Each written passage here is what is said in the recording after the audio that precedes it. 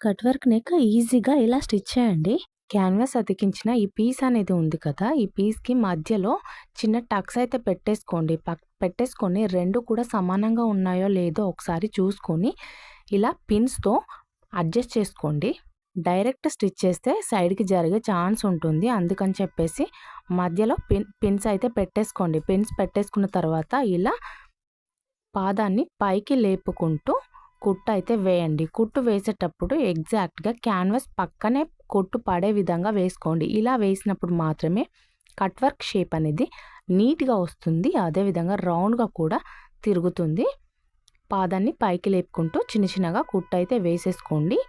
ఇలా వేసిన తర్వాత ఇంకొకటి ఎక్స్ట్రాగా డబల్ స్టిచ్ కూడా వేసేసేయండి. వేసిన తర్వాత ఒక పావు ఇంచు వెడల్పుతో క్లాత్ ఉంచేసుకొని మిగిలిన క్లాత్ మొత్తం కూడా కటింగ్ చేసేసేయండి. కటింగ్ చేసిన తర్వాత చిన్న టక్స్ అయితే పెట్టేసుకోండి. ఇలా టక్స్ కట్ చేసేటప్పుడు మనం స్టిచ్ చేసిన కుట్టుపై పడుతుందో లేదో ఒకసారి చూసేసుకోండి.